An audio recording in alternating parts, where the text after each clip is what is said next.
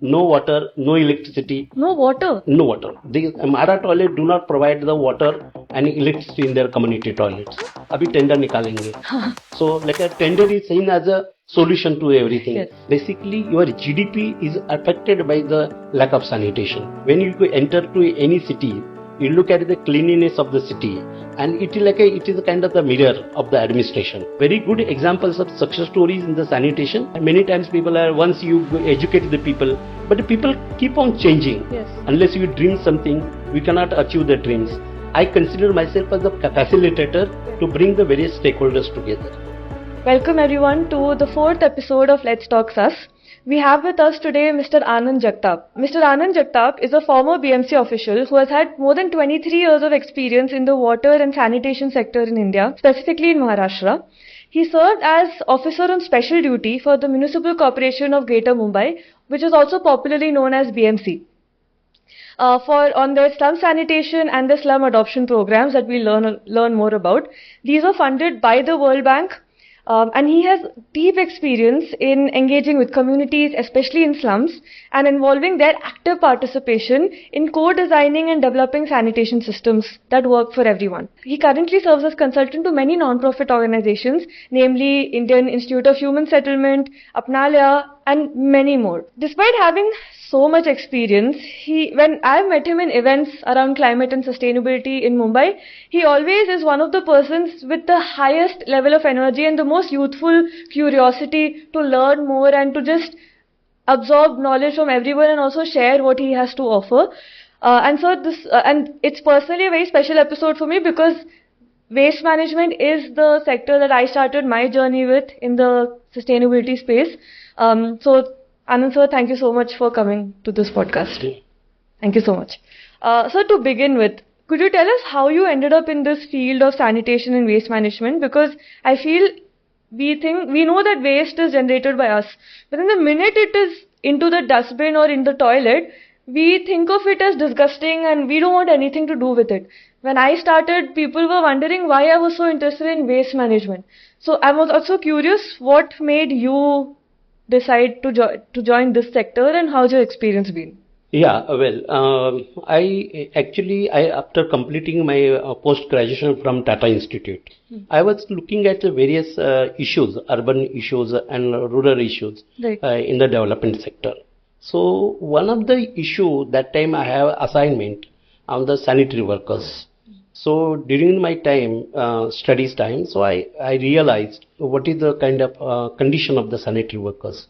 So I remember one book which I read that time, which is written in Marathi, Narak Sapaichi Ghost, like a cleaning of the hell.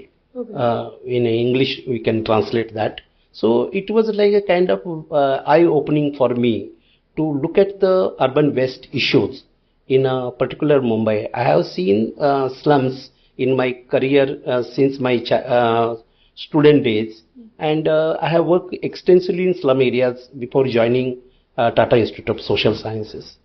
Before that, I was also working with the construction workers on the site. So it was like a kind of urban issue was quite known to me. But as a part of my career, I started working with the government of Maharashtra. Then while working with the government of Maharashtra, we started this concept of the self-help group in government setup. You started that concept? Yeah, we are pioneering in starting the SHG concept in government of Maharashtra through Women's Development Corporation, government of Maharashtra undertaking. So with my mentor, like I can say, I wanted to mention the name of the person, Dr. Kavita Gupta. She was the then managing director of Municipal MAVIM, that is called Women's Development Corporation, and we have worked extensively on the International Fund for Agriculture Development, the UNDP organization, in mobilizing the rural women for the SAGs. So that was my kind of a very concrete assignment in the government of Maharashtra. Then while working, I felt I need to have more kind of urban kind of intervention, and I was looking for new openings.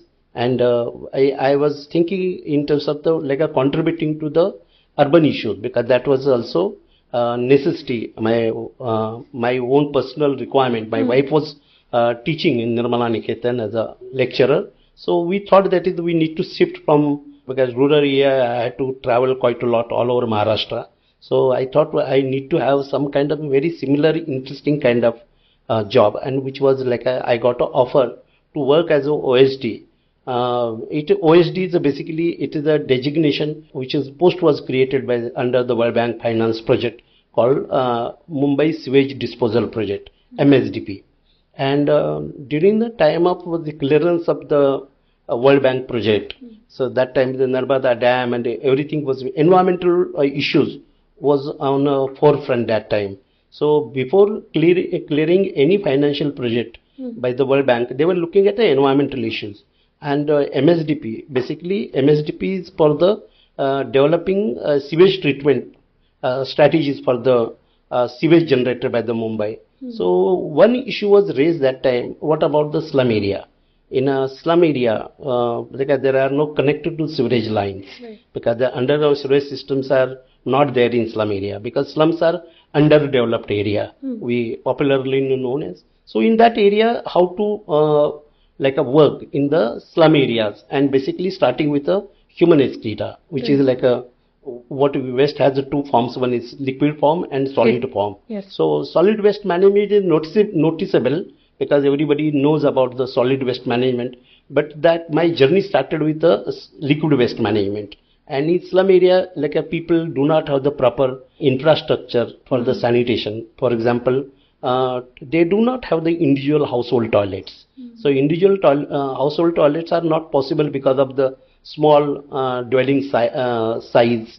There's congested slums and various other issues. Basically slums are unplanned. So any kind of planning becomes very critical in the slum areas. So my journey started with the liquid waste management in Municipal Corporation, which was the World Bank Finance program. I liked the project because it was a participatory kind of the program. Because after completing my post-graduation from Tata Institute, I was looking at various openings where I can get the work of my choice. And I was lucky to get a kind of offer which was close to my heart. Basically, I had done my complete my post-graduation in urban and rural community development. So I was looking at the kind of what can the community development models and the engagement of the community can be seen from the sanitation point of view. And engaging the community was very crucial because this by that time, I'm talking somewhere in 1997. So 1997, this urban sanitation was not a much popular subject, which is just now it is become very popular after 2014. Swachh Bharat Mission Urban Phase 2 is going on. So since 2014, urban issues urban sanitation have become like a kind of concern for everyone. But we have started it somewhere in 1997. Wow. So my journey with solid waste management started in Mumbai sewage disposal project. Then looking at my interest and my area of expertise, I was also asked to work on the solid waste management in slum areas called Slum Adoption Program. So that was an additional responsibility was given by the Municipal Corporation to me. And of course, community toilets, public toilets and sanitation, municipal solid waste management in a terminology which has been very popular. So how to address these issues in the context of the slum, basically informal settlement. So my journey started with that, and I was very much lucky to work for the entire Mumbai. I was not confined to the one particular ward as such. So I was able to look at the various issues from the holistic perspective, because I was not confined to one particular ward, which is very rarely, because otherwise our staff basically work in a particular ward. Maximum in their career they can work for the 1 or 2 wards, 3 wards maximum. But I was able to work with all wards, 24 wards, and it was kind of a very interesting journey for me as a professional person and a professional community development expert to look at the various types of the slums, their issues, their kind of peculiarities, their characteristics, and how the state look at the slums, how the people look at the slums, and how the slum dwellers looks at their own conditions. It was very, very interesting and exciting journey, and I think it was a quite enriching experience, and I always feel to talk about it. But I don't know. This is like a kind of sharing which I'm going to have with you, which will be benefit for the people who are interested in working with the municipal corporation. People wanted to know what are the strengths and weaknesses of the municipal governance in Mumbai as well as other areas, because I was also goes for that as a resource person to address the issues of the other urban local bodies. For example, I was recently was in a Tamil Nadu urban project. All India local self government, Right. which is also trains the various other urban local bodies. Right. So it is like a kind of very interesting journey, Yes. not confined to the municipal corporation, but looking at the other urban local bodies and the rural local bodies, Gram Panchayat, and entire movement, what you called now Swachh Bharat Mission Yes. movement. So it is like a kind of a journey in the entire ocean. It is the issues of the urban sanitation like a ocean, Yes. where a lot of things can be done and a lot of things can be learned from these experiences. So, can you tell me why is sanitation and water, or what we call as WASH, right? Water and sanitation, hygiene. Why is this a global concern? All residents of a city, why should they be concerned about sanitation, and especially why should they be concerned about sanitation in slums, especially if people have convenient facilities at their home? Okay, you see, I think we need to understand why sanitation is important.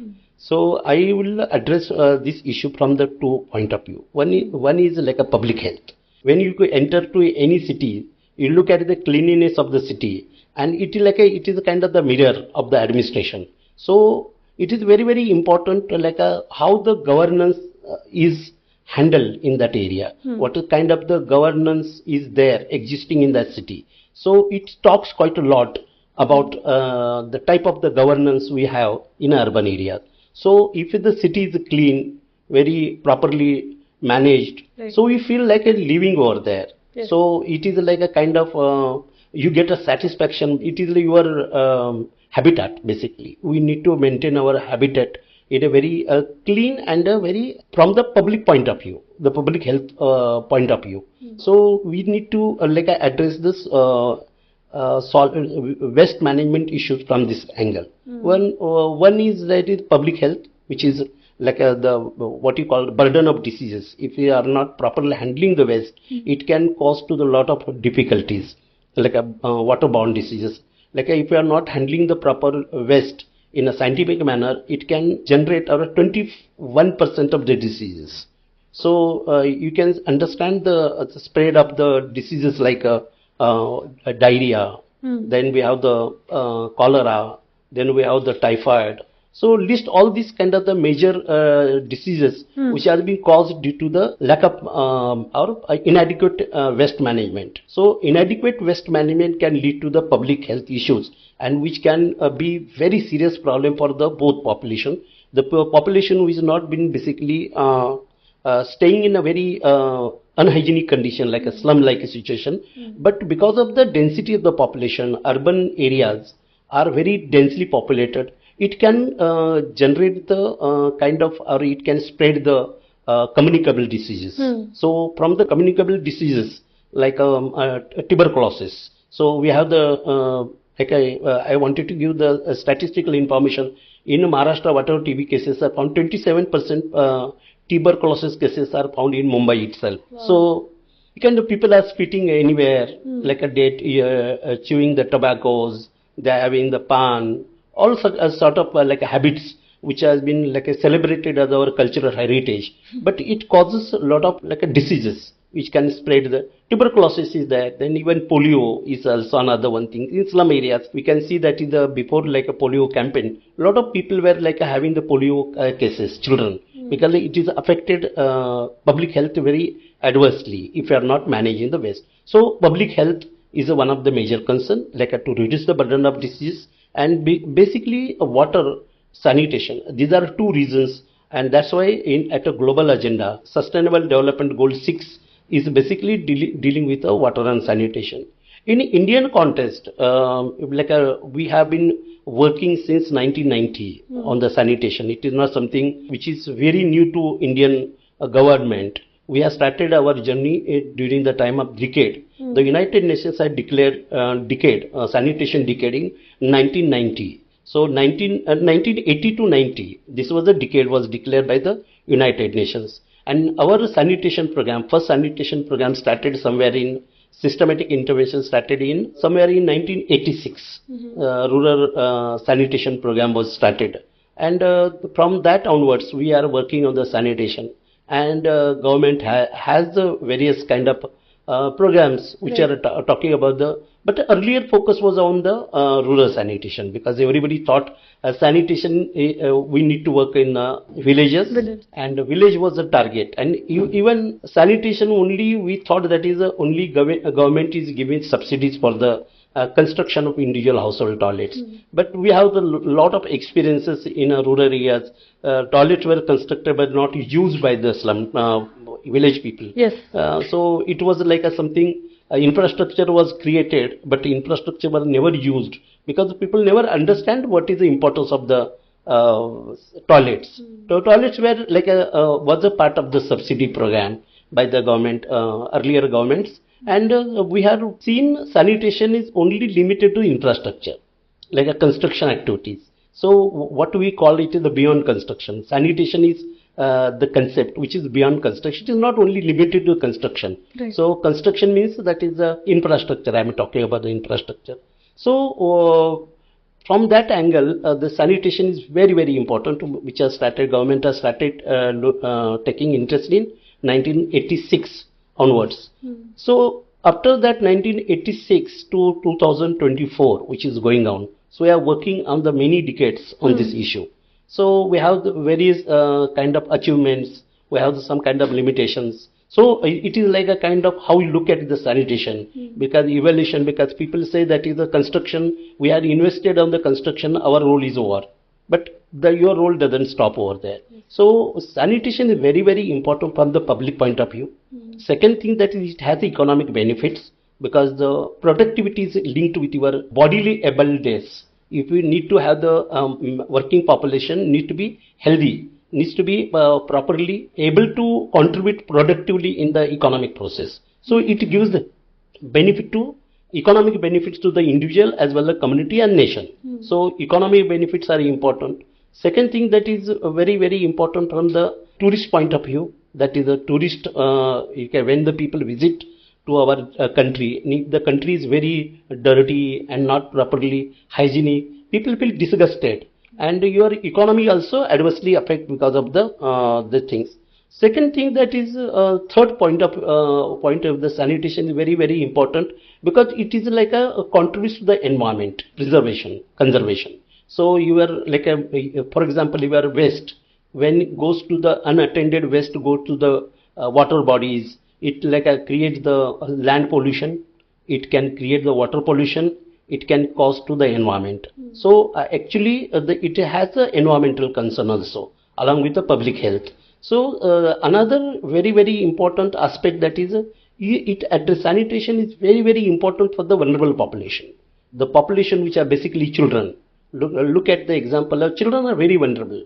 The people who have been having the diseases, handicapped people, not handicapped but physically challenged people. So we need to address various vulnerabilities in the rural areas, urban areas, which become like a kind of adversely affects the functioning of the people. Like you are functional, like a bodily able person can contribute to his or her life, as well as family income, as well as national contribution. So it is like basically your GDP is affected by the lack of sanitation. So it is basically linked to your like a economy basically. So we need to, if we want to progress, and by keeping our country with a dirty and unhygienic condition, we cannot become superpower. So all the dreams people who wanted to make the India a superpower, you cannot become superpower when your like our population is under various influence of the various diseases. You cannot like deal with you are damaging your environment, your land is being polluted, water is being polluted. I mean, these are natural resources. Natural resources need to be preserved. if we want to have the sustainable development goal and we want to attain. So that's why it is a global as a national concern. And what generally people think, it is a perfect example of think globally, act locally. So each and every person has to act at a local area, at an individual area, and to look at the various waste related matters, how affects the individual, how it affects community, how it affects the nation, and to meet our development goal, we cannot ignore the waste management related issues. And for any community, I think it is a very, very essential, and it is also give the kind of very healthy environment, like a healthy kind of environment for the people who are, like take example on Mumbai. Mumbai is like a 60% population stays in slum areas, and 40 people who stays in non-slum areas, like a developed area, but they travel from the same train, they travel from the same bus. You cannot really ignore the sanitation issue because it is going to affect you. And we have seen during the time of the COVID how the proximity can lead to the communicable diseases. And we have the latest example of the COVID, and any pandemic can be easily can spread into the crowded and densely populated cities. So these are some of the prime concern, and also we need to look at our natural resources. Like for example, like we have the sea beaches, we have the water, drinking water, then we have the issues related to etiquettes, manners. Like we need to be part of the new kind of social norms, which are related to the personal hygiene and sanitation. And from that angle, I think sanitation is very, very crucial for the development. Development without these issues cannot be achieved, and it will not be achieved. That is what. And the second thing, that is, it is also linked with our poverty. Like we have the very famous slogan, Swachhate Kodun Samruddhi, Samruddhi Kade. That was the slogan of the government of Maharashtra's Swachh Bharat. And like a cleanliness, prosperity through cleanliness. That can be translated into English. You cannot achieve the prosperity, and way to prosperity goes to the cleanliness. So we can, out of pocket expenditure, we can reduce health expenditure. If you have the high in a slum area, you spend a lot of money on your health issues. You are earning at one side, but just because of the negligence of the waste related issues, you are spending a lot of amount on doctors and for the treatment. So I think these are major concern for the slum dwellers as well as non-slum dwellers. And I think we need to think as a city as a one entity. We cannot divide the people into because of social and economic kind of stratification. This stratification is not suitable for the city's management. So I have worked with both slum areas and non-slum areas together to bring these two entities together for the thinking about one entity as a city. Right. We need to work as a citizens, and we need to act as a citizens to the city. Right. City without citizens, our urban areas are basically, we call it as cities without citizens, because there are no citizenship. There is no kind of solidarity among people, because the people are fragmented. People on the line of caste, creed, economic stratification, social stratification, it makes it difficult. So that's why I feel working in urban areas in the sanitation is a very, very challenging kind of assignment.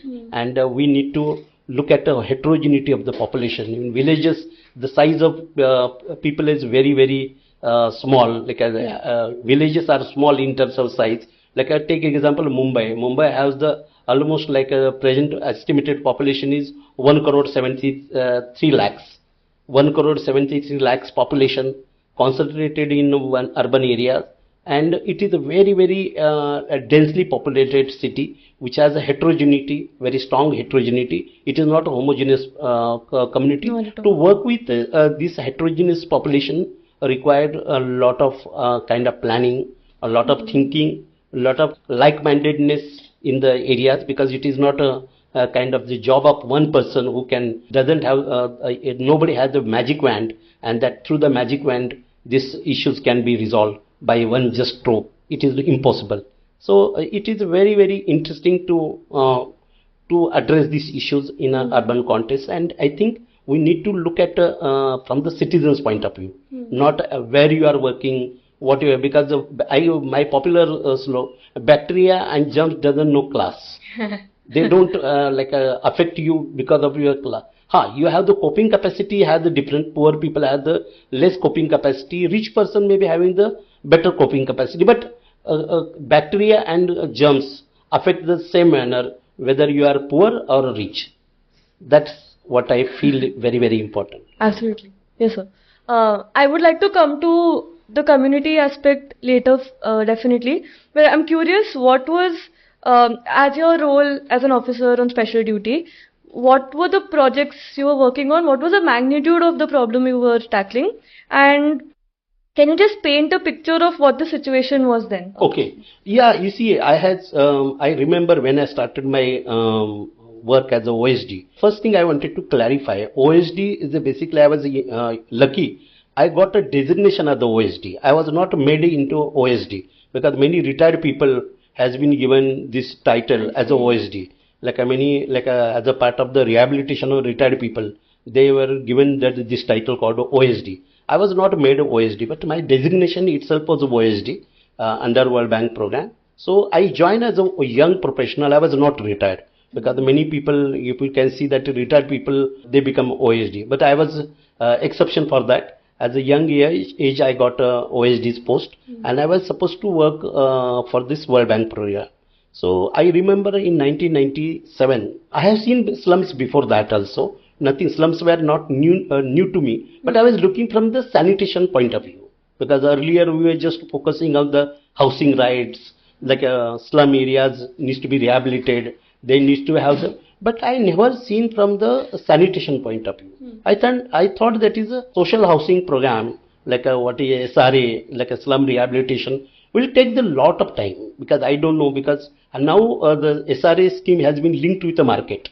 Private players are playing very crucial role, builders. So we can see that is the land which is part of the island city, where the SRA scheme has been coming very fast, because there is a land is one of the very prime commodity. So in the city areas we can see that is a lot of slums are gone for SRA, but still there is no much kind of progress into what you call suburb area, like a suburb area to western suburb area and eastern suburb area. Right. So I started looking at the slums from the sanitation point of view.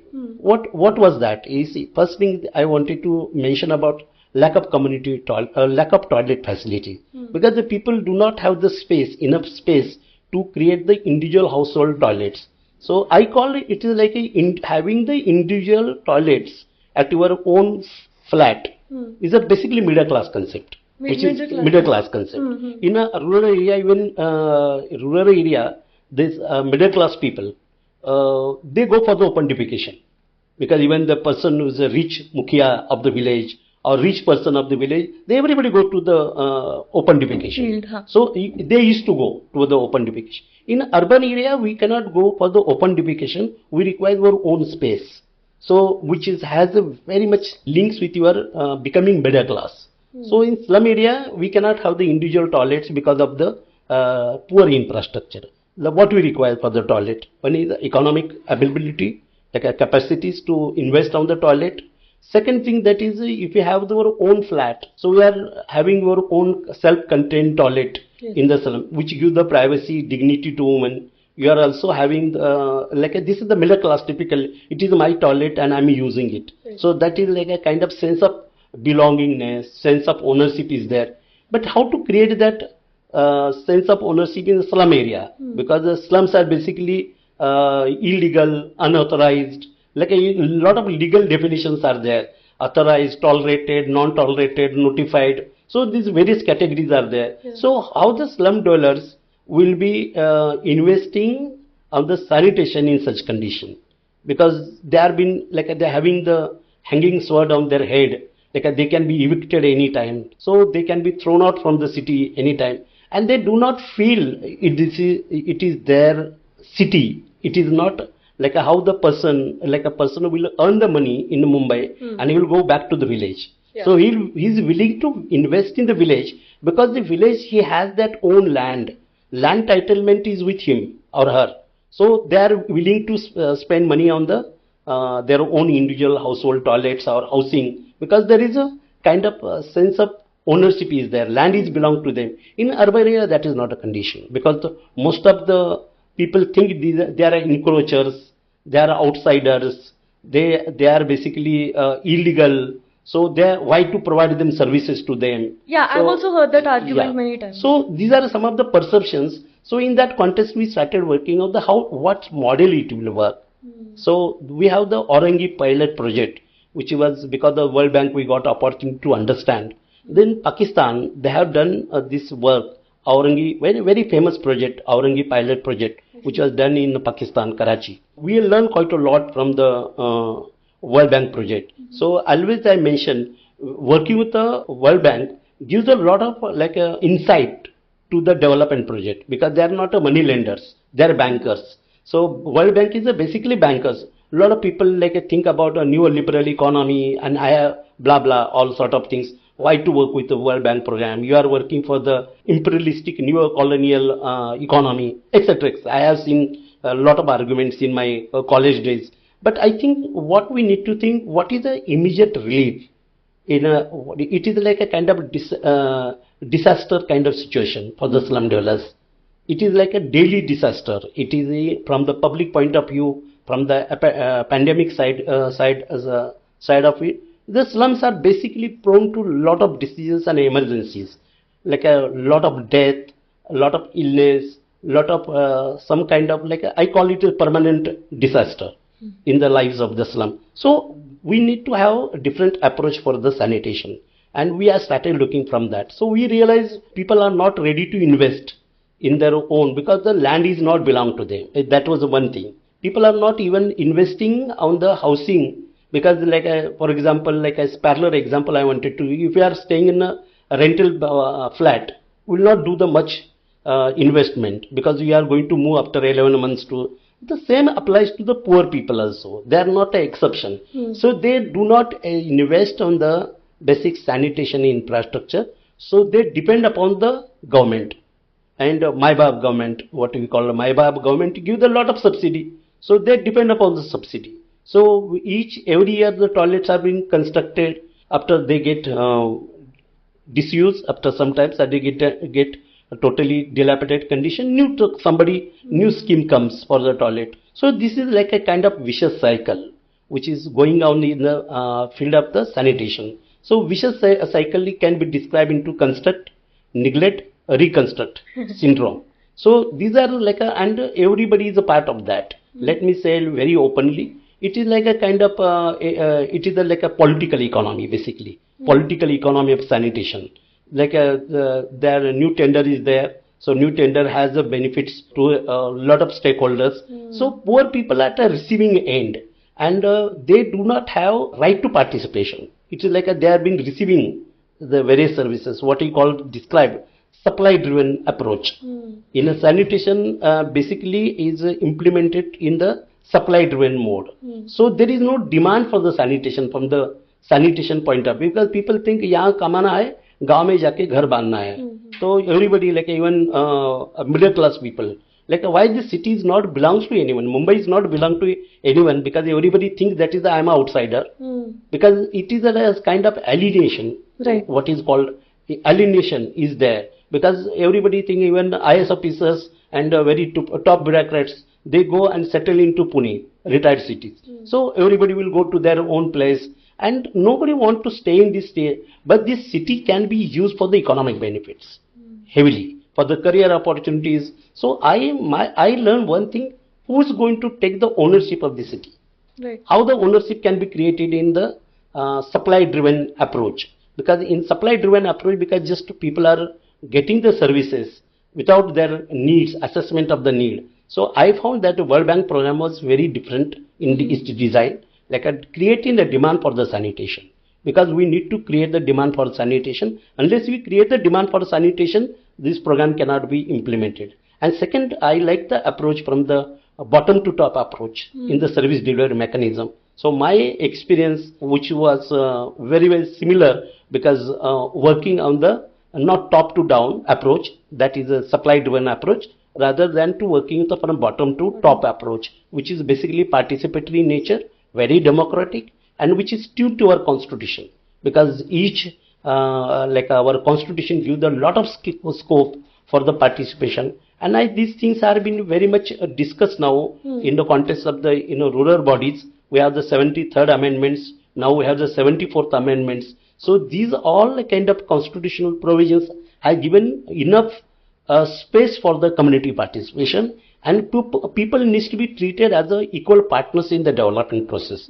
That is, I ideologically and my practices has led to me this conviction, because unless you do not work with the community, however your investment is there, but people will not take the steps to improve their own situation. And I think from that point of view, we started SSP program. SSP is talking about all these things, community engagement, giving the better sanitation services. We started looking at what kind of toilets are offered to the people.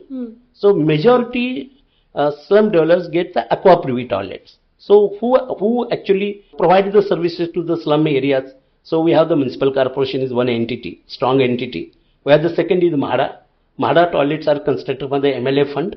We have the 36 MLAs in Mumbai. Most of their fund, local area development fund goes in slum areas. Then we have the MPs. MPs is also money, because all like a overlapping area. Because where they cannot, this money cannot be spent for the private entities. It can be spent for the poor people, for the people who needs. So all this area, like we have the 227 corporators, their money. Then we have 36 MLAs, their fund. Then we have the MPs, their fund. So there is a huge investment. So it's not just BMC. There's so many. Yeah, then these are some entities also responsible for the infrastructure. Right. So we need to look at the infrastructure creation in the Mumbai, and there is no kind of coordination. There is no convergence in the services, because when the corporators are constructing the toilet, after 6 months, MLA will come and then he will say Karya Samrat MLA so and so. So these are like I am not talking something very unknown facts. Right. These are because people also, when we talk about the slum areas, so there is no kind of participation of the community, and people are indifferent. Another things I also noticed in an earlier stage, people are indifferent, because that is not a priority, because there is no demand for the sanitation. People are not understood the importance of the sanitation their day-to-day life. Because when we talk about, I remember, just I wanted to quote recent example. Recently, I have gone to conduct the training program for the Apnalaya people. Apnalaya people as an NGO which work in the EMIST ward. I realized during 1997, no women were coming for the meeting. All males. And when you used to discuss about the World Bank program, so nobody was ready to come and to participate in the program. Now I found that is women are coming in forefronts, and their attendance, I found that is each and every meeting which are conducted, training program are conducted, it was fully attended by the women. Of course, we need to have the more flexible kind of approach to further training, because they have the household responsibilities. We have learned quite a lot. You cannot have the very, for my own satisfaction, I cannot develop the modules, and modules can be implemented as it is. It is not possible. I realize that we need to understand their needs, their availability of the time, their mindset, their priorities, and then we need to deliver. So like tailor-made programs cannot address the sanitation. That is one of the learning I had throughout my career. Tailor-made programs are not successful because we need to have the need assessment. We need to involve the community people in planning and designing the program, and also they also need to take the responsibility for the sanitation. In my program, that is the SSP, we done that.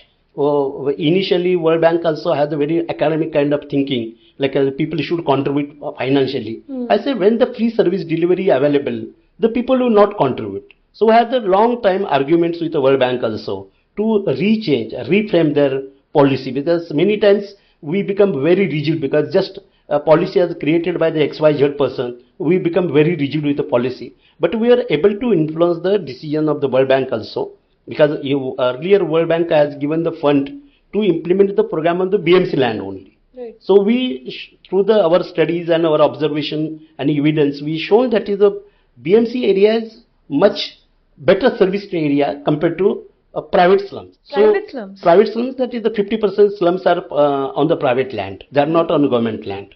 So this is a new information we are revealed to the World Bank, and they realize it, and they made appropriate changes in their policy, and the World Bank finance was open to the all kind of slums. We said that is a legal definition, that is illegal. Or so many times people said that is you are encouraging the illegality by giving the sanitation facility to all the people. But we said that it is their right to get the sanitation, because in 2020 this water and sanitation has become fundamental rights. Like they had been accepted as human rights by the United Nations. I'm talking about the 2010, which was declared. So we were working in 97. So we got a lot of conducive policies also to support our argument. Then we have also shown that these are vulnerable areas. We need to address these sanitation issues in slum areas. So we are delinking the ownership issue with the sanitation. So delinking ownership issue in the field of sanitation, we started constructing the toilet blocks. The toilet blocks, then very important aspect that World Bank also asked us to review the type of disposal arrangement. In Mara toilet, basically low cost sanitation, no water, no electricity. No water? No water. The Mara toilet do not provide the water and electricity in their community toilets. Huh? So this is hard. Why not? Because they see it is not their job, because water is controlled by the BMC and electricity is also controlled by the BMC. So Mara toilet do not have the provision of the water and electricity. We started doing that in our slum sanitation program. Okay. We said that we will give the RCC kind of work for you. We will give the good quality of construction, and our guarantee, that is a warranty for the 30 years of the construction. Right. That was like a kind of attractive slogans we had propagated in slum area. Like we need to have the sustainable structures which needs to be operated and maintained by the community people. So that was a kind of concern, because we cannot have the very poor workmanship, like structure which is not going to sustain for the longer time. Absolutely. So from that point of view, we had decided to construct the RCC toilet. So RCC toilet were given, water was given. Then we also thought about not to provide the aqua privy toilet. Like can you clarify what aqua privy is? You see, in a earlier, what many people think, like how your perception affects your infrastructure. Like for example, slums were seen as a temporary phenomena. So government wanted to eradicate the slums. Right. Prevention and eradication of slums was the slogan. Then we realized that slums cannot be eradicated from the slum areas or cities. We started tolerating them. So the phase came for the tolerating slums. Then we have we stopped the eviction. Then we have some kind of intervention, policy intervention, site and services program. So how you are treated slums from the legal point of view and policy perspective, that has influenced your infrastructure creation. So earlier infrastructure slums are temporary, they are going to be removed. So why to invest on the permanent structures? But what are aqua privy? Aqua privy toilets comes without water and without people carry the water from their home, and the treatment to the excreta is done at a same toilet. It's like below of the structure there is a kind of tank, underground tank is there, and all the excreta falls into that tank. So it is like a kind of similar kind of things, but less water is being used and separate from the septic tank. So there are three kind of models of the human waste treatment. One is the aqua privy toilets. Second, we have the septic tank toilets, and third is sewer line. In sewer lines, only 2% of the slum area is connected to sewer lines. Majority of the toilets are aqua privy toilets. Under the slum sanitation program, we started providing wherever possible to give the septic tank. Septic tank can be clean, can be used in a system, because our guarantee of the structure was over 30 years. So at least we need to have the cleaning of the septic tank thrice in a year. So who is going to monitor that. So we require the community participation for that. So these are some of the things we are started implementing in the slum areas, which was a very challenging job. It is like it is not only construction but engagement of the community for understanding infrastructure, Right. playing the very crucial role in the planning, designing, construction, and operation and maintenance of the services. The planning is done with along with them. Planning, designing is done because we had a lot of meeting with slum dwellers, particularly which side door is should be there, which side we should have the opening, because there are lots of preferences, because we have the religious belief.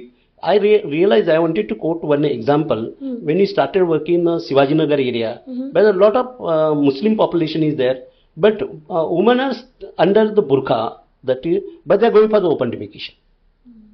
So we are not realized. Then we found that there are there lack of toilet facilities. But yes, they were like I think we have the toilet facilities, but it is they do not have. They have the perception, their belief. They do not face the Kaaba stone. It's the Kaaba stone. Kaaba stone. Okay. They have the preference because each religion has their own ablution process. Yes. Ablution procedures. We have the Hindu has their own things during a time of going for the urinal. We can see that is a sacred thread. Janua is tied to your hair. Each release is basically it has linked with your cultural beliefs. Okay. So we have realized that we need to design the bring some changes in design. We need to consider opinion about the people regarding their preferences. So which side, particularly women folk, because they wanted to what side the door should be there, how the privacy and dignity will be maintained while designing the toilet. So these are some of the issues we started addressing, and it was that's why I call planning, designing, construction, and operation and maintenance of the facility. So community were engaged in the entire process of these things wherever possible. I will not claim that each and every places we have done, because as a staff we have a lot of limitation, because this is a municipal corporation hand over these activities to the contractor. And making the contractor work on these issues is a hell of job, because the contractors only works for the profit and their motive is to earn the money out of it. So these all software activities become neglected. I remember I had been very much tracing on that. That is, we need to have the community engagement, and sometimes it is considered as like a Y2 things, because it's we have also so much more effort. Yeah, and you see we have the urban governance. We have the only one solution. Abhi tender nikalenge. So a tender is seen as a solution to everything. Yes. हर दर्द की दवा एक ही है, tender निकालो. But a tender के अंदर whatever tender has been designed, that needs to be properly implemented, and we require that kind of manpower, that kind of perception need to guide the contractor. That's why I gave the NGO. Along with the contractor. So SSP was basically joint venture between the civil work contractor and NGO. But we found that the NGO is also becoming they follow the toe of contractor. Oh. Monitoring these activities is a big challenge, because that's why I'm not saying each and every community toilet were constructed under our program was we have followed the guidelines. Some places we have tried, we have made a lot of efforts to that is these guidelines will be followed, and people do not have the very good understanding about these issues, because they do not give the importance to software activities. Basically a lot of focus is on the hardware activities. Software activities are being neglected just because of there is no kind of money involvement, because finance is only infrastructure, hardware activities, and basically it is dealt by the engineering community. So another one limitation of engineers are not trained, they are not aware about these things, and they do not think it is their job. And any NGO to monitoring the NGO's work, we require a different kind of altogether skills and tools to monitor the NGO's work, because sometimes the NGOs are also very powerful, like how to guide them, and there is a different kind of environment to work in a very collaborative manner. Right. So collaborative manner is not been practiced. So when it comes to the NGO, we describe the 3 C's for the to describe the relation with the NGO and state relation: collaboration. First C is collaboration, then cooperation. That is the third C is the and the third area is the conflict. And that, many NGOs are interested in only collaboration or only one C they catch and they work. But wherever necessary, you should have the conflict also, a productive, conflict or more creative conflict, because we need to bring the change in the perception of the people. Sometimes political entities like MLA and MPs needs to be educated. So, and once you get elected, they are not ready to listen to anyone. They get enlightenment of their powers first. So, it is a very, very critical area. And even community also needs to be educated, because many times within the community there are power brokers who hijack the program. So, I am not totally unaware about the shortfalls about the e-system.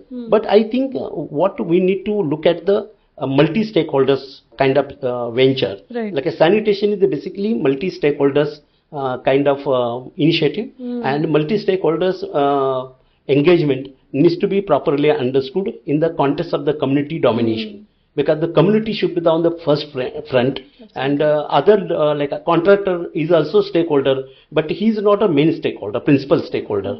Principal stakeholders for me is a community and urban governance, urban local body, because they are generally governed. These bodies are governed by certain rules, and they have the commitment towards the people. So I think the principal stakeholders and secondary stakeholders, many times this program can be hijacked by the secondary stakeholders, like contractors, so-called NGOs.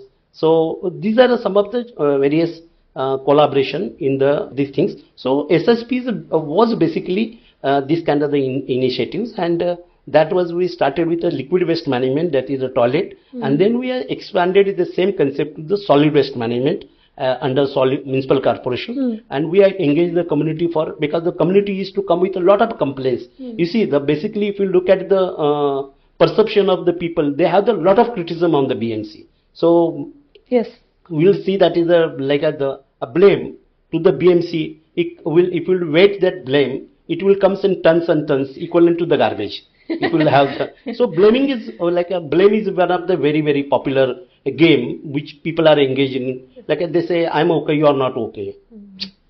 Somewhere we need to accept, I'm not okay, you are also not okay. So the people plays the game. That theory is very applicable to the urban sanitation. So what I say, I'm not okay, BMC has a lot of limitations, and you are also not okay. So let us see that is how we can become okay.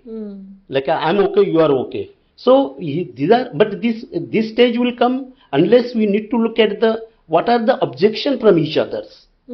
What people have the objection to the BMC. Initially I remember in 1997, one side we were talking about the participatory approach, in the community participatory approach, but at the same time ward people were clearing the slums over there, eviction of the slum. At the same entity is engaged in two contradictory kind of activities. One is like a law and order. They deal in slums from the law and order point of view. Eviction is going on a full swing. And the other side, we are working on the community participation. So same entities been fragmented in their different roles. So how this role can be brought together, like how we can have the cohesive, more convergence in our approach in terms of dealing with the urban challenges, particularly in context of the sanitation, liquid waste, which are very strongly linked with the infrastructure facilities, because sanitation cannot be visualized without infrastructure.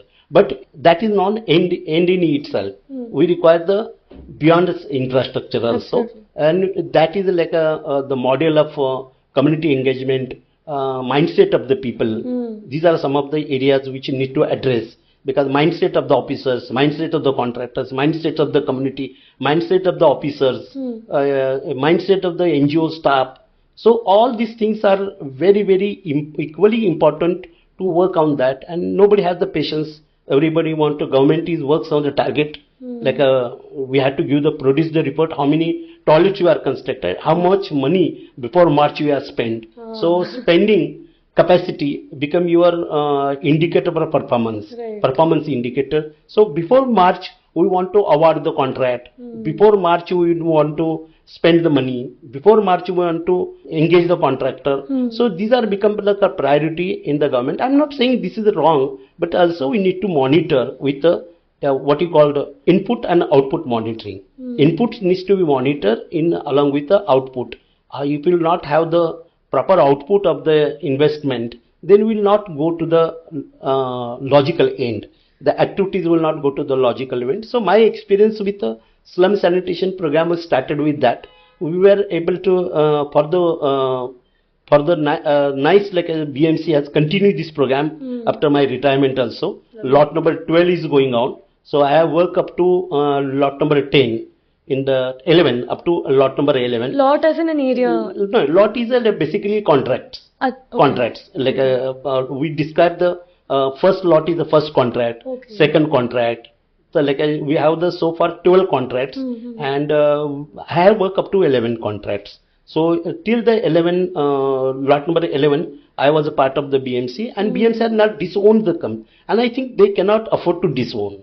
Otherwise, they have to go for the contractors, engage the contractor, and contractors cost or contractors role without this vision, because we have the National Urban Sanitation Policy, Urban National Sanitation Policy, Swachh Bharat Mission. These are new milestones which cannot be easily ignored by the bureaucrats and cannot be ignored by the contractor also. And it will not be ignored by the community also, because the community also becoming more sensitive, more aware. People are becoming more aware about their own role in the sanitation. So I think we need to have we need to strengthen these activities in this light, and whatever was possible, I had done, and still I'm doing in my individual capacity to strengthen this approach in the sanitation, which I think which has a lot of learning, and it is not something I'm not open for the debate on that, but we need to have the more open discussion, more frank discussion, because we are now going for the aspirational toilet. Aspirational toilets can be the oasis in the desert. But we have a lot of things to address. Where aspirational toilets has been shown as a showcase to the alternative, but these are not going to be very aspiration toilets cannot become a rule for the things. It will be aspiration toilets is a lot of CSR fund is coming. People are investing of the other areas, but this there is no kind of sustainability in that, because it is like a external and outside forces. Like a sanitation, according to me, needs to be internal issue, not external, because outsiders cannot offer the solution. Behavioral change models cannot be assured by the outsider. So could you maybe specify a few anecdotes of what were the highlights from your programs, and possibly also what were some failures? Well, sanitation is basically the trial and errors project. So when we are working with the community, there are no kind of blueprints are existing. So and when we working with the community, there is a lot of variation in terms of because basically the sanitation issue, there are two components of the sanitation. One is the capital cost. That is, we require the capital cost. For the sanitation, the capital cost comes from most of the cost come from the government. Okay, toilets are constructed, but a crucial issue is the operation and maintenance cost. How we are going to maintain community toilets or public toilets, whether it may be individual toilets, it may be community toilet, it may be shared toilets or public toilets. So these are various categories of the toilet facilities. One started the individual household toilets, which also require the day-to-day maintenance. Like it is not sufficient. Because once a builder provides you individual household toilets in the flat, that needs to be maintained regularly. But just because it is like a part of your operation and maintenance, and a toilet has like a kind of initial cost, like a two major cost. One is like a structure, that is inside structure. Second thing, which is also another part of the larger infrastructure, disposal arrangements. Like in most of the building society, we can see that is septic tanks are there that are connected to the sewer lines, and because of the various kind of the practices, like this major sewer lines can get clogged because you get clogged because of the various reasons. People dumped unwanted kind of substance, hard substance in the sewer lines, and it gets clogged. So this is like a basically linked with your behavior. So if you have the proper approach and proper knowledge about the operation and maintenance, how to use this community individual toilets also require some kind of like a standard operating procedures. Like you cannot we have the two types of individual toilets. One is Western toilets and Indian toilets. Like Indian toilets are different than Western toilets. We require to teach the people to how to use the Western toilets. Most of the times you can see that is Western toilets get unclean because of the not having the proper knowledge about the using the Western toilet. So there are standard operating procedures for the users also. And in our country, particularly in our culture, toilet training has been very much neglected area. We don't think that it is necessary to teach the people about the toilet training. In Western countries, we have the training for the children has been given toilet training. So I also do for many times we say that is this toilet training also needs to start with the individual person. Absolutely. From the school days, how to use the toilet. Second thing that is outside expenditure, basically, which is a larger part of the sewer network. It may be septic tanks. We need to empty the septic tanks quite regularly. So we require the cost for that, operation and maintenance cost. We require, of course, manpower for that. We also need to have the material for that. So there is a recurring and non-recurring expenditure. The toilet doesn't come with only capital cost, but it has the operation and maintenance cost. So many times this cost is met by the individual flat owners. But when it is a very crucial, when it comes to the community toilet, who is going to bear the cost? Who bore the cost for the project? Yeah, in our program, that is water and electricity cost is borne by the community. And that is like water bills and sanitation, electricity bills are paid by the community. And they also charge user charges. Material cost also, like cleaning material is also purchased by the community. So we have the community-based organization which are registered as a non-profit organization in Charity Commissioner Office, and they operate community toilets. So we have in Mumbai around 1,500 such groups. And they are engaged, they have been given responsibility to operate and maintain the toilet as per the MOU. They signed the MOU between the CBO and MCGM. So this is like a kind of contractual arrangement between the two entities. Users are represented through the CBOs. But many times people do not understand the meaning of the CBO, because they think that any organization which is registered, it a charity organization can be called as a CBO. But we have the very strong kind of emphasis on the users group. Right. We call it users group. Not a Borivali person cannot come to the Goregaon and take the responsibility of the operation and maintenance toilet. So many times bureaucrats also do not understand the implication of the things, because we need to have the local person. We need to have the local users, and their decision is very, very important. So we have the highlights. You are asking that the engagement of the users in the process. So that was the highlight of the program. So it is also in tune with the concept of the polluters will pay. Because we in our country, natural resources, we use the natural resources, we abuse the natural resources and misuse the natural resources. So we need to bring the control over this kind of the three categories. We need to have the rational use, not abuse the services, not to misuse the services. So I think what we need to have earlier talk about the responsible citizenship. Responsible citizenship includes all these things, which talks about the basically use of the resources in a very rational manner, very sustainable manner.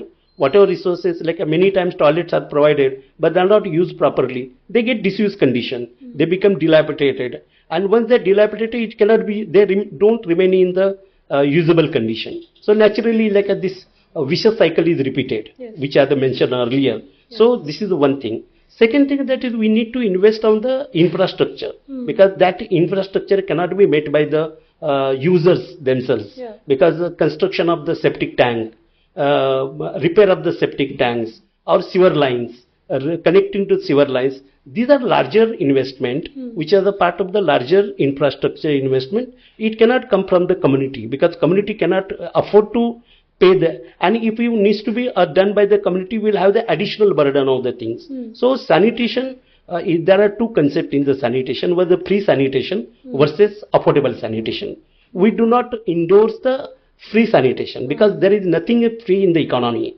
There is no free meal in the economy. I believe that is a people needs to contribute for the expenses and that it cannot be made inaccessible. Like to make it accessible, to make it affordable. So state should work for the affordable sanitation versus some people say if it is free, then it will be used. Like we have the free education, for example. Are there no dropout rates? There are dropout rates in the free education, free and compulsory primary education. But look at the dropout rates in the slum areas and villages. We have the like a dropout rates. The anything which is provided free of cost doesn't go in a logical manner. I think what we need to talk about, not to make it unaffordable for the people, is affordable sanitation versus free sanitation. Many people say that it should be free of cost, and free of cost will ensure the major like a large user. Large users and less users doesn't go with a free sanitation. Like for example, I wanted to pinpoint in a highway we have the free sanitation facilities. The person who is traveling with a 15 lakhs car, he has been given free of cost services. And slum dwellers has to pay for the services. So there needs to be like a kind of uniform policy in terms of the affordability is concerned. So I think what we need to do, that is what people are capable to mobilize the resources. Community has the tremendous capacity of the mobilizing resources. Just now Ganpati festival is going on. State do not give the financial support to the Ganesh Utsav.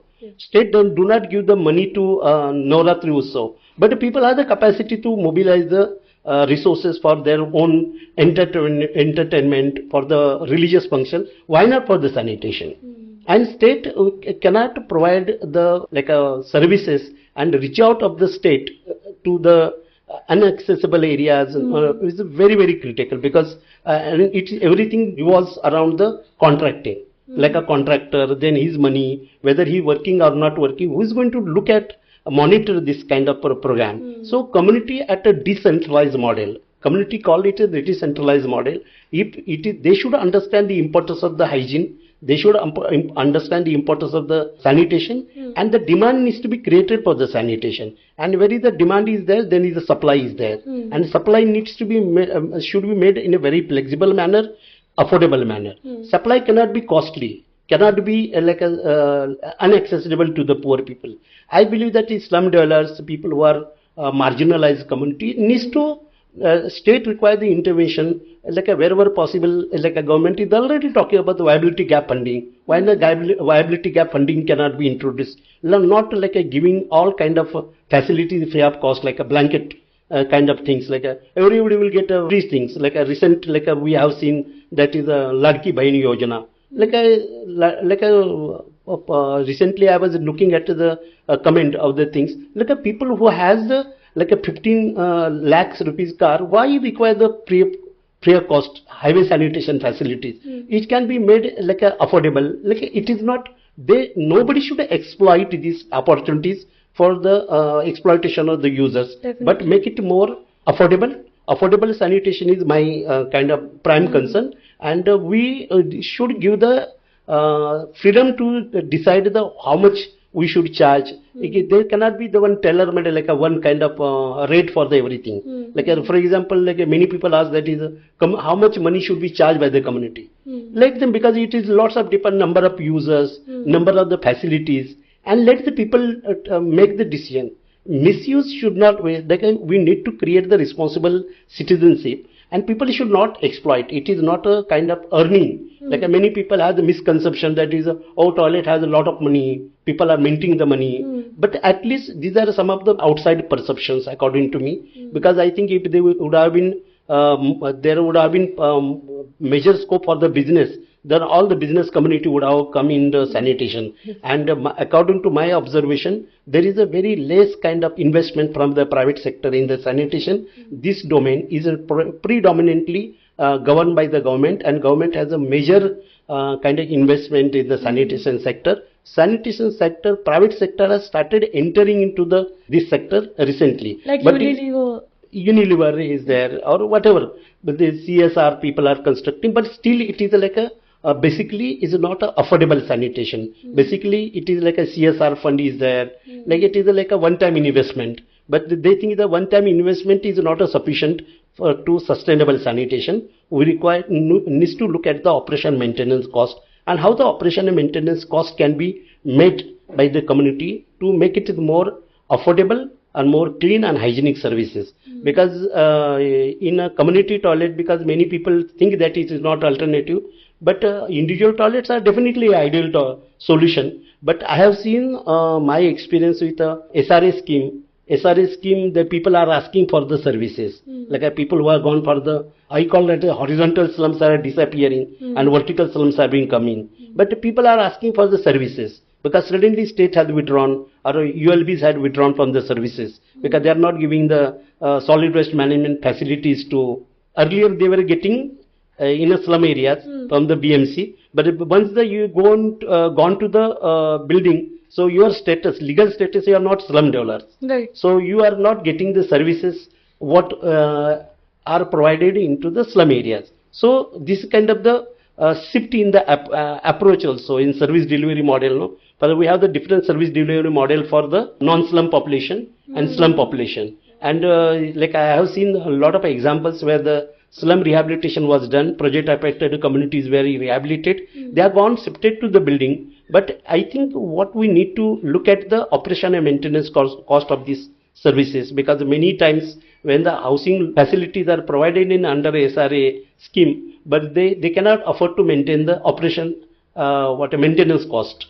Because you see, it is like you need to have the maintenance cost for these services. The sanitation issue needs to be linked with the microfinance, because microfinance opportunities, if the community needs to be involved, because state-driven, state-supported programs cannot sustain for the longer time, because always is like driven by the supply-driven mode. And demand-driven mode needs to be created, and people needs to get engaged into the decision-making process. And decision-making, because people can manage their own affairs. Nobody give the subsidy for the Ganesh Utsav, nobody give the subsidy for we have the Navratri Utsav, nobody give the subsidy for the celebrating the Jayanti or Shiva Chhatrapati Jayanti and all these kind of, even Wari, Maharashtra's famous Wari to Pandharpur.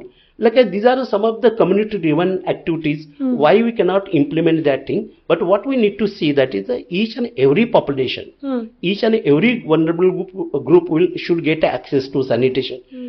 Nobody should left behind. Yeah. That is the slogan under the sanitation needs to be seriously implemented. Everybody should get access to amenities. They should have the right over the clean and hygienic toilets, and that needs to be supported by the state policies and intervention in the both domain, in the capital cost as well as the operation and maintenance cost. We have some of the I wanted to highlight. Recently UNICEF people had come to visit Mumbai, and we have started toilet in the toilet block sanitary pad vending machines and incinerator in 2014. Now this 10 years this scheme is going on, and I said I will not come to the site. The UNICEF people, I asked the UNICEF people to go their own and to visit the slum area, because that is a sustainable work. Community has the capacity, provided state needs to adopt a very proactive positions and needs to define the policies and perceptions in a right manner. If we don't have the right approach to understanding the community's limitations, because many times we overemphasize misuse of the resources, but we need to look at what is use and misuse. Misuse may be very, very negligible kind of things, but we highlight negative cases. So I think I have very good examples of success stories in the sanitation.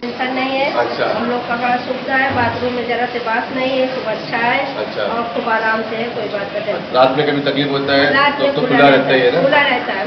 And I believe that is the community education, community awareness, and what we called in a recent terminology, social behavioral change communication is a continuous process.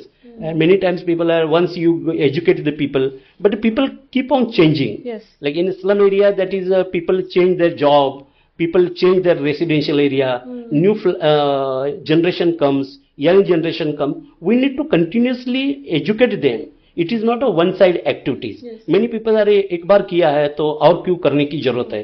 तो मैंने उनको example देता हूँ, vaccination, booster dose देना पड़ता है. Vaccination is not only how we are been able to apply the health principles in the vaccination. Because vaccination is a continuous process. We keep on doing at various stages and various age group. Yes. Similarly, social behavioral change communication needs to be repeated by the expert as per the need, and they should also, it should become the demand from the community. Yes, come, please come and educate us. Like I was just giving the example of various NGOs. Like they call me now. They use my expertise after my retirement. They call me and they say, sir, please come and take the session on the capacity building of the CBOs, capacity building of the ULBs, capacity building of... We need to develop the capacity. Without development of the capacities, this program cannot be successful. It is a very, very wrong perception. Without giving the input, you are expecting the output. So, input and output has to go hand in hand, and then will be fair monitoring system. Like a monitoring also system needs to be non-biased, needs to be very accurate, needs to be properly like a design. Like a monitoring, if it's biased, if you have the victimization of the community, we are victimization on the political line, victimization on the social line, victimization on linguistic basis, that should be eliminated. Victimization is not, the CBO is not belong to my party. Many times political intervention is there. If the CBO is doing good work, but that they have been, there is a pressure to replace these kind of the CBOs. So at least I have not gone for the replacement of the things. Because if the CBO is doing good work, they needs to be incentivized, they needs to be encouraged. And you see, what we need to do is a more kind of proactive support to the community-based operation. Got it. So, sir, what is one thing which you wish had gone better, which didn't go that well in the program, and something, if you had gotten a chance, you would have done it differently? Okay, you see, like there are a lot of scope. Actually, I just mentioned earlier, trial by doing. You see, we do a lot of things in the community engagement or community participatory model. There is no blueprint. We need to discuss openly. We need to have the more scientific research. I was looking at the willingness to pay concept. Like there is no systematic studies on the willingness to pay, because we go by the perception.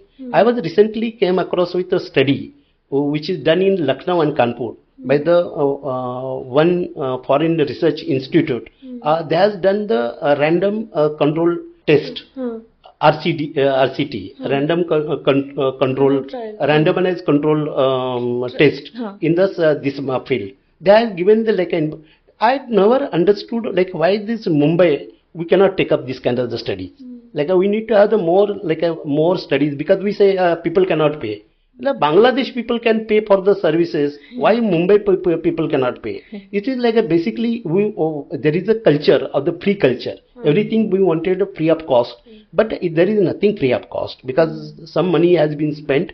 And I think in a sanitation we need to have the more accountability and more transparency. Accountability and transparency needs to be introduced, and I think if I have given chance, I will work on those. How, sir? What would you... You see, accountability, it is a kind of not a one-way process. It is not only state needs to be accountable and transparent. Yes. Even NGO needs to be transparent and accountable. Community-based organization also needs to be accountable and transparent. And officers also needs to be accountable. It is like a two-way process. It is a mutual process. We cannot emphasize when I am a corrupt officer, and I cannot expect the NGO CBO to be non-corrupt. You see, when these are kind of responsible citizenship. The idea about the sensitization, idea of the critical thinking. We need to think out of box. It might sound very idealistic, but I think it is not impossible. And I think what we need to have the fair systems where the opportunities will be given to the good people, and the good work needs to be protected by the state. And the state should get engaged into the more non-biased kind of areas, where the scientific monitoring needs to be done, very accurate monitoring needs to be done. You see, the whole idea, there is no data available. Like when it comes to the what is the working and what is not working, we do not have the data. I have worked with the BMC. I'm reading myself and trying to update my knowledge. But if you go to the any government officer, he doesn't know which works, which circumstances the CBO are successful, which circumstances CBO are not successful, which works and which does not work. We don't have the fair scientific ideas and research-based evidence on the thing. So I think what we need to do, we need to have the proper policy. Community participation is not properly institutionalized in the BMC. Like we need to have the proper institutionalized, because it is like a depends on the whims and fancies of the officers and corporators and political elements. It cannot be, community participation cannot be left to the whims and fancies of the individual person. We need to have the proper policy frame, proper like a standard operating procedures, and those operational processes needs to be implemented, and there should be the kind of watch from the community to see that it is gone. Community also should not be encouraged for the illegal kind of things. Like I have dealt with a lot of things. अभी वो हमारे लिए toilet बनाया है, अभी दूसरे लोगों को हम लोग नहीं देंगे. भाड़े करू है जो rental slum population, उनको हम लोग नहीं देंगे. So we have stopped that. We have said no, everybody has the right. We have fought for the everybody should get access to sanitation. You can define the rules, regulation, but not violating the basic principles. Like everybody should have the access to sanitation and improved sanitation. Community toilets are not called as the improved sanitation, but I don't think any alternative still emerge. Like shared toilets are there. Shared toilets also needs to look at the from the operation and maintenance point of who controls. Ultimately, who controls? Because many times there is a lock and key to the toilet, but who purchases the lock and key? The people do not have the daring to go and talk to obtain the key from the person, because he is very powerful. He is very mighty person in the. People find difficult, even a particular woman folk find difficult. They don't like going to somebody's and asking for the key from the male, either if he is male. So a lot of gender, caste, religion aspect involved into the key and lock and key kind of things. We need to have the very, very comfortable access to sanitation, very, very comfortable use of sanitation. So I think these are some of the things policy level, and I think proper institutionalized approach in the community engagement needs to be developed. Got it. So, sir, you spoke about accountability. Now, when I was telling people that I'm going to interview someone who's worked extensively in the BMC, and I asked them, what would you like to know? If you had a question to ask a ex-BMC official, what would it be? So a lot of people are curious as to why corruption exists. Is it because of maybe low salaries? And they were curious, what are the salaries like from the sanitation worker till maybe like the BMC commissioner? What are the range of salaries what do they look like? Or is it a question of lack of accountability? What really contributes to it? You see, there are a lot of issues related with the corruption are a different kind of domain. Corruption is not only one, because as per our law, the person who takes the bribe and offers the bribe, both are guilty. True. So it is like a kind of culture which has been existing in the bureaucracy for the these things, and it has been like supported by the political kind of system. See, this is basically the issue about the mindset of the people. The corrupt practices, what you call the corruption in the institute, and people internalize that. This concept. So I think corruption is a very larger issue in a sanitation, because I just mentioned earlier, you see, you are not doing your job in a proper manner.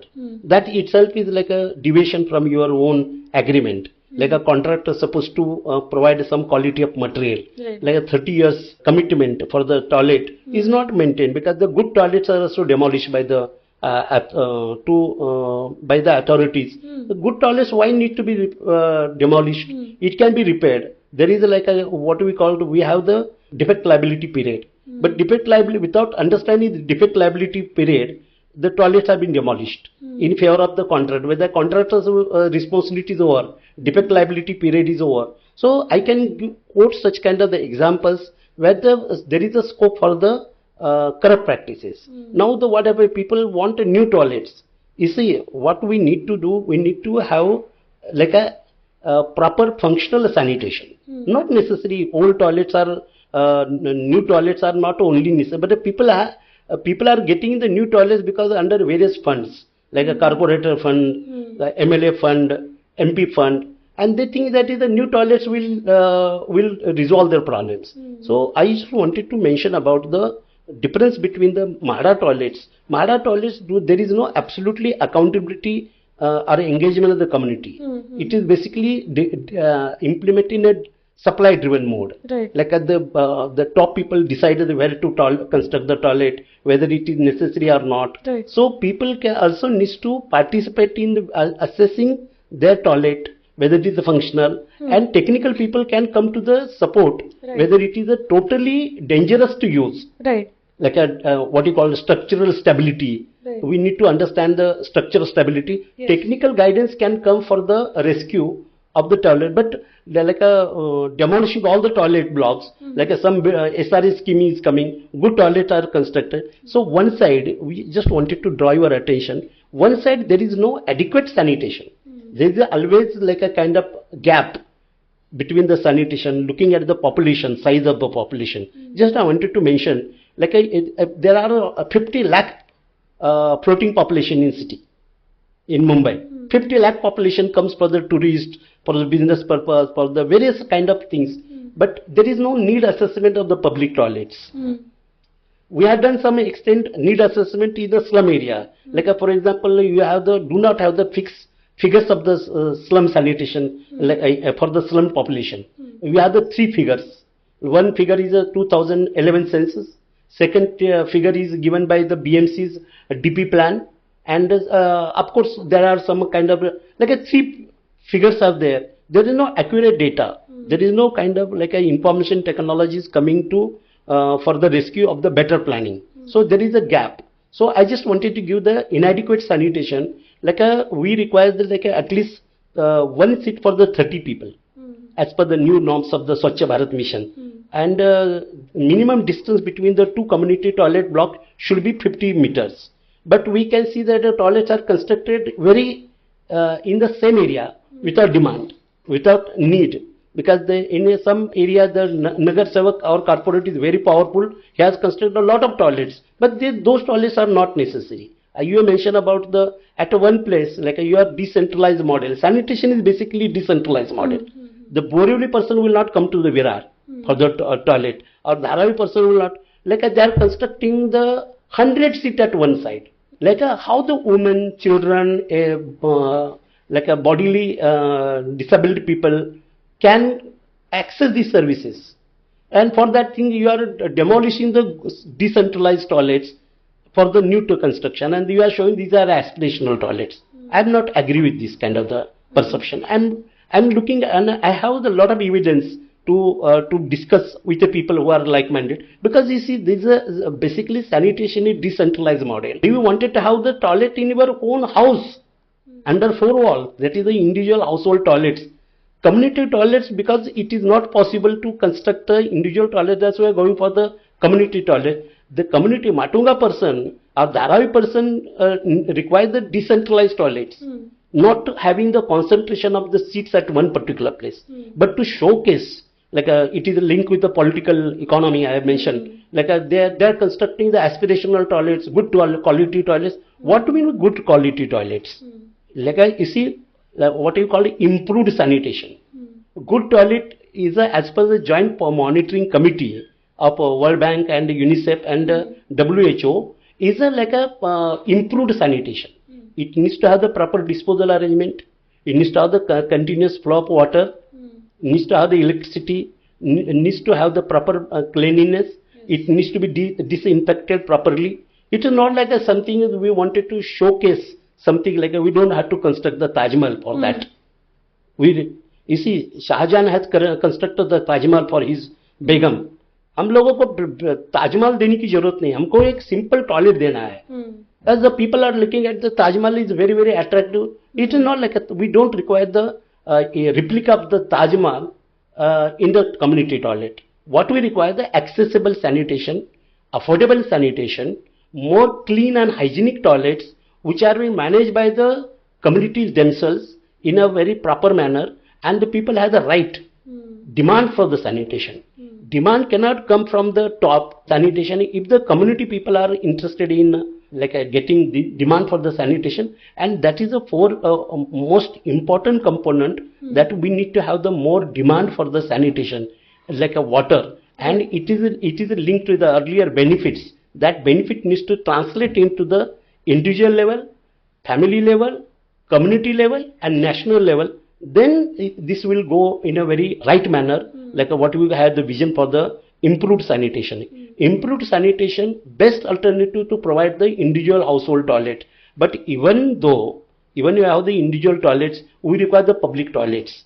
Public, when you go for the office job, we have the malls, we have the so many working places, we require the public toilets are always necessary. Community toilet may get disappear after some times once we have the social housing program. Yes. But our experience even in the rehabilitated slums, people are asking for the services because they are not able to maintain the operation and maintenance cost of the services. So we need to have proper kind of vision, and I think what we need to make the sanitation making affordable. I have the very good example when we were discussing with some foreigners.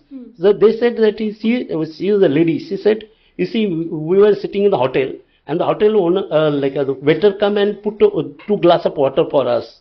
So we were discussing sanitation. She said that you people have to demand. All our, in our sanitation, everything is included. It is a part of the menu. In India, people need to prepare for that menu. What is the menu of the sanitation? What will consist? It is what kind of services we require. Water needs to be very essential. Cleaning also needs to be, and where these resources will come. Capital cost come from the state, but operation and maintenance cost, how they are going to meet? Whether government is subsidized, you see, water, when the water is coming with a commercial rate. Electricity is coming with a commercial rate, and when the CBO increases money, they have been disqualified. So this is not a conducive environment for the community engagement. What I say, that is the mindset of the officers, policy of the institution needs to be in tune with the community participation. It is not, and community engagement is not a very linear process. It has a zigzag. It requires a lot of your flexibility in your mindset, and those kind of the things are ignored, and everybody has that mindset of the tailor-made. How much money should be? Because I get often the questions, how much money you should? I said, how much money I should charge in my housing society? For? Like people ask me that how much money CBO should collect for the operation and maintenance per monthly passes. So I ask the opposite question. What is the operation and maintenance cost of your society? Can my cost be applied to your society? How it is possible? We have the other infrastructure like swimming pool is there, clubhouse is there. So that naturally the cost is differ with housing society to housing society, where it is located, what kind of amenities are provided. So operation and maintenance cost for the flat is decided by the housing society. Same principle applies to the community toilet. But many people want to control. Development basis, I am not ready to accept the control of the decision making to the community. It is basically community engagement, allowing the people, and people have the fear they will make the mistake. Who has not made a mistake? Let me show any officer who has not made a mistake. Everybody make the mistake. Trial and errors. Community will learn out of experiences. We need to direct that process into the logical end. And that environment, that enabling environment needs to be provided by the municipal corporation and any institute which is working on that issue. But there is a lack of seriousness, and there is an easy solution. People find the easy solution, and I think community participation is not an easy solution. Rather, it is not I have to deal with a number of 1,500 CBOs. It is very critical, but it is very easy to deal with one contractor. One contractor, I will pay money for him, and I can deal with but whether he's working, his work will not be properly monitored. And we have the major issue about monitoring the work of the contracting agencies. We can see that a lot of complaint about potholes on the road, not a proper having the infrastructure. Why the citizens are complaining? So the people are complaining because there is no kind of proper solutions. We need to have the greater role of the community in the managing urban local bodies and rural local bodies, and that is that will be the future of the like a sanitation in India. We cannot ignore, and even we need to have the proper system, even contract system.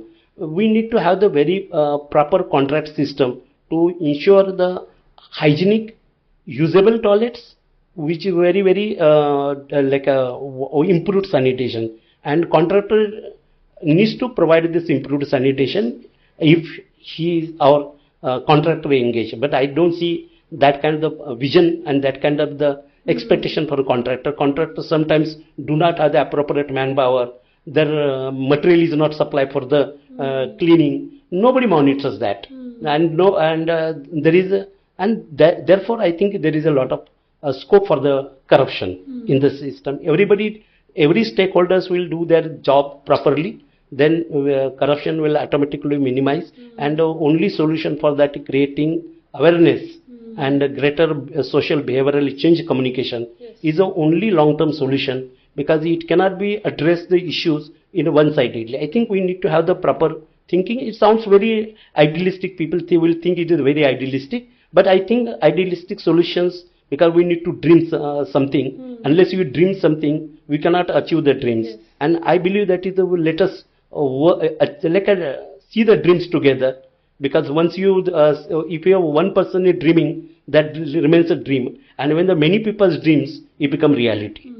So that is what I believe in the future of the sanitation. Thank you so much, sir. I think you covered. I was going to ask you what your vision is, and you've already covered that. I guess two last questions. One is for people viewing this podcast, and generally for Mumbaikars or any city dwellers, what is your message to them on how they can participate in getting closer to that vision? And the second thing is, how do you keep your energy levels high? How do you not get cynical or pessimistic despite having worked in such a complex system for so long? So both these questions, I would like to ask both these questions, because... Okay, I will respond to this question very shortly. Yes. You see, the first thing that we need to understand, what are a driving force to keep yourself optimistic. Yes. So one thing is, you see, we, as I mentioned, that we need to have the dreams. We need to look at your vision. Yes. So we have the vision that is, I believe that is sanitation, addressing the issue of the sustainable development goal, cannot be achieved by the one entity, single entity. It is a collective responsibility. Creating the new social order, creating the new social system is a collective dream. That collective dream will be enhanced by the everybody's contribution. So everybody has a role to play in that.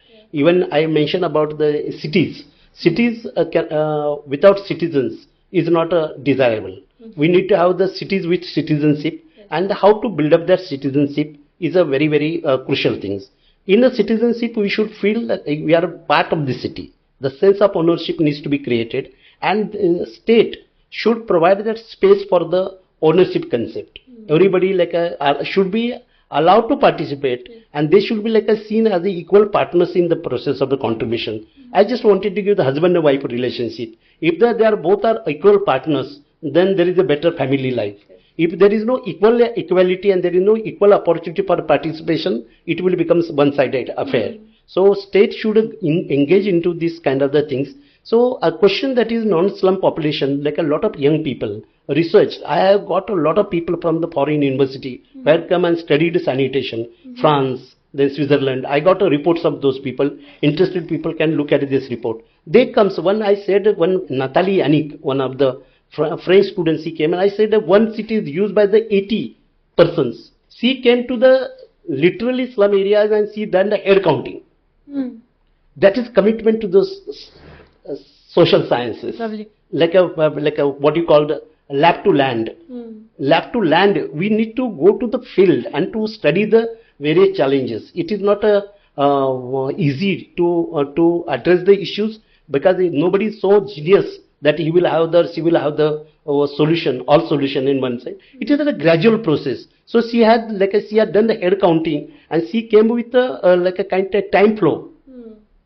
I'm just giving one example. So our other students, like university students, researcher, people who are like a non-slum population, they can come and get participated into capacity building exercise. They can become the expert on the various subjects. Or it may be architect, it may be engineering, it may be various kind of discipline, public health, it may be social behavioral change, communication. There is a ample of scope to improvise the sanitation conditions of Mumbai and make the city, our city, livable. Like what we need to look at make whatever investment we have done, our forefathers and our ancestors have made an investment in the city, make it the city is livable. Running from the city is not a solution. Many people think, well, I will leave the things. I think, bhago mat badlo. I believe on the badlo. I believe on the change. And I think we can become more greater alliance with all kind of the underprivileged people, privileged people should work in one unidirection to make this city more livable, more clean, hygienic, and we should be able to take the very clean breath, clean air, clean water, clean land, and our city can be, we should feel proud that is, yes, I belong to this city. I think there's that taking the pride in your, how you take your pride in your home. Yes. Similarly, we should be able to take the pride in our home, and that is a kind of a scope. And I think people, we can share my number with the people who are interested. Absolutely. And we can reach out to the people who are interested and working. And this is a very, very noble cause. It is nothing to do, I am not representing any NGO, I am not representing any contractor. Either I do not solely represent corporation. I think various stakeholders. I consider myself as a part of the like a facilitator to bring the various stakeholders together. So it was nice to end up with this kind of long conversation. Yes. Thank you. Thank you so much, sir. Okay. Thank you. I really hope that people who listen get inspired. I think just your mindset and your energy that you bring to whatever work you do is very inspiring. And I'll definitely share all these details that you mentioned, and I hope people join hands to make our city more livable. We can also give the reference material that is in your presentation, because there are a lot of studies available, yes. Case studies on the success and failures of the things. Absolutely. Okay. I will link all of them. Okay. Thank you. Thank you so much.